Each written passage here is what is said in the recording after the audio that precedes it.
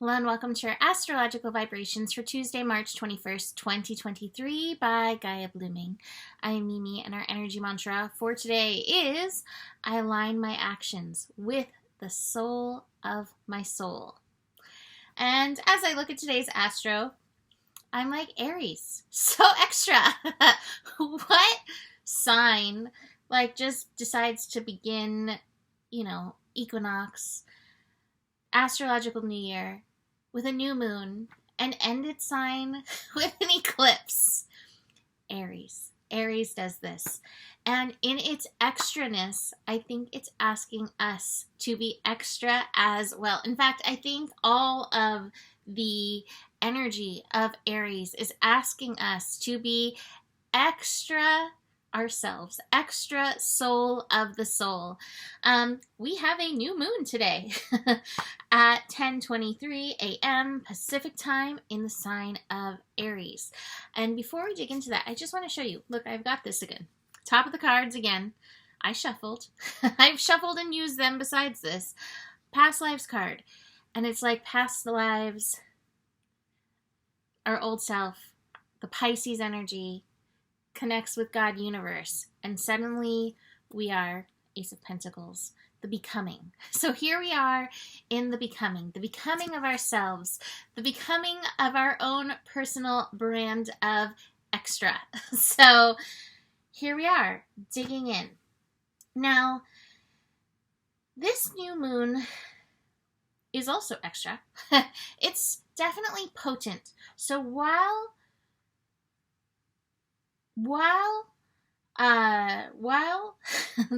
the sun and Pluto made their connection on Monday, Pluto is still involved in this connection.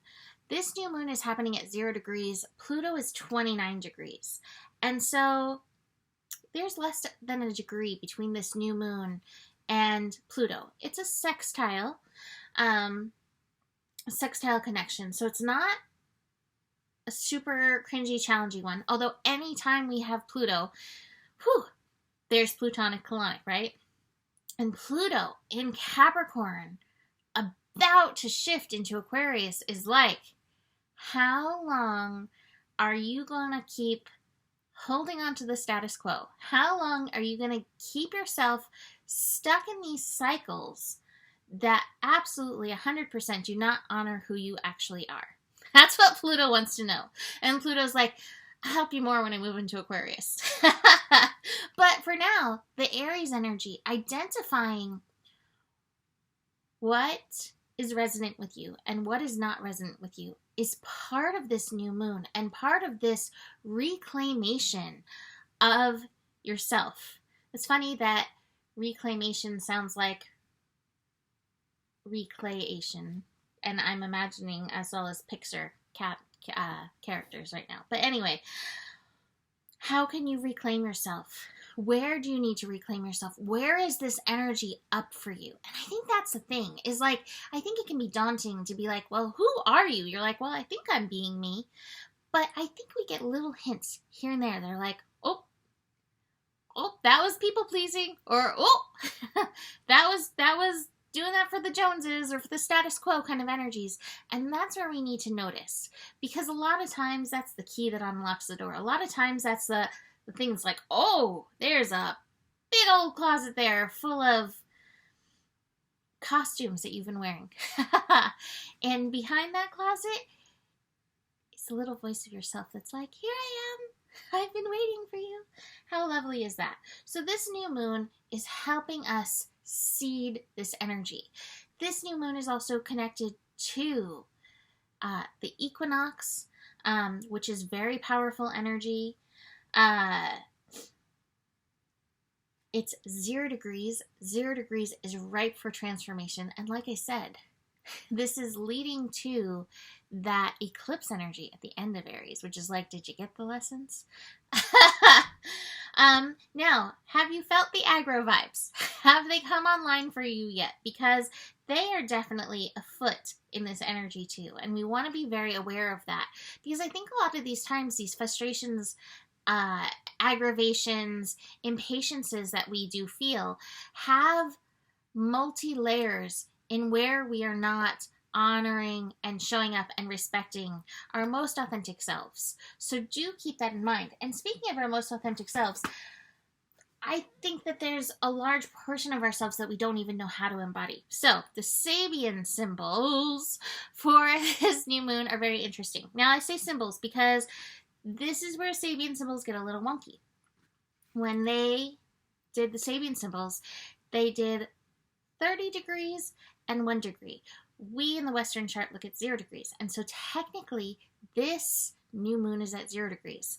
And so when I have something at 0 degrees, I definitely like to look at both 30 degrees Pisces, which is technically 0 degrees Aries, and 1 degrees Aries. And there's definitely some commonalities. So let's start with the 30 degrees Pisces. So 30 degrees Pisces, a majestic rock formation resembling a face, is idealized by a boy who takes it as his ideal of greatness, and as he grows up, begins to look like it.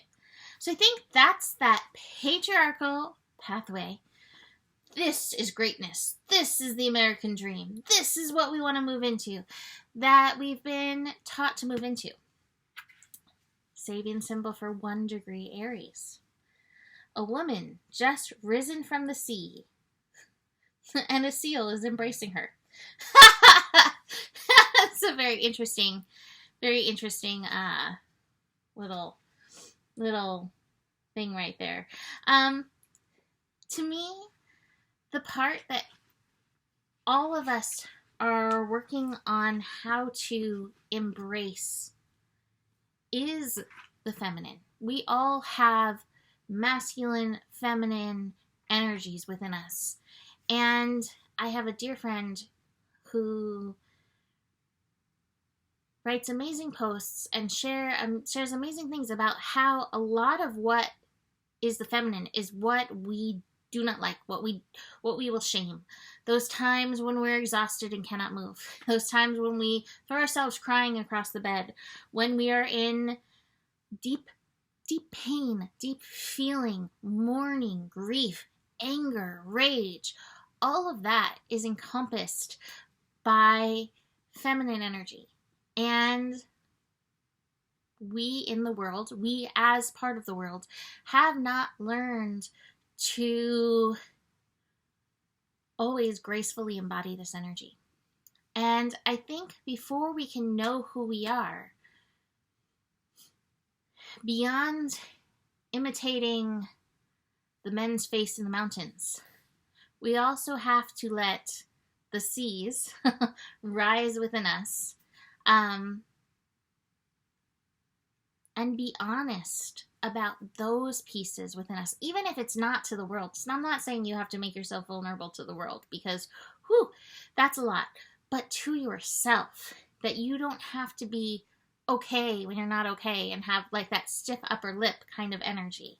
And I think that this is all part and parcel of embracing our truest I ams. And this goes hand in hand with, working with our minds to shift, right? Sometimes we'll work with our minds to get ourselves out of that place. And I think that there's a time, but not before that piece of ourselves is embraced.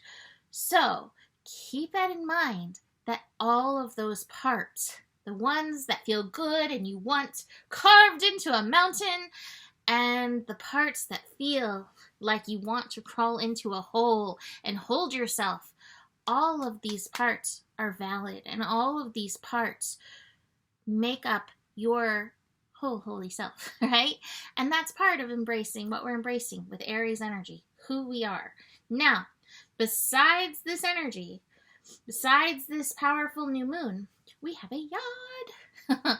And this yod is made up of Mars finishing up in Gemini and Lilith back in Leo, pointing at this transformation energy, this Plutonic colonic at 29 degrees Capricorn. And this energy, I think, is key right now for us. 29 degrees is powerful. It's a few more days. It will be shifting on Thursday. But this yod is no joke. Lilith is like Your soul is wanting to come into its expression. And Mars in Gemini is like, it has things to say. And Mars in Gemini feels like it's backing up Lilith here.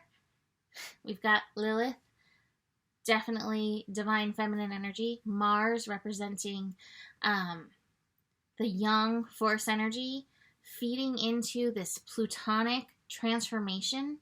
How are you being called in your own personal balance to back up your soul and empower it?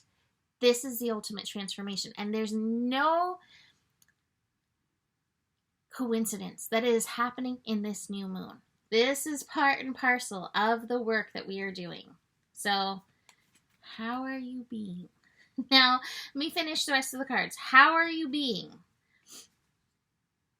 Take the time to be. Aries, I know, makes us want to like jump around like hooligans. Jump around and hula hoop like hooligans.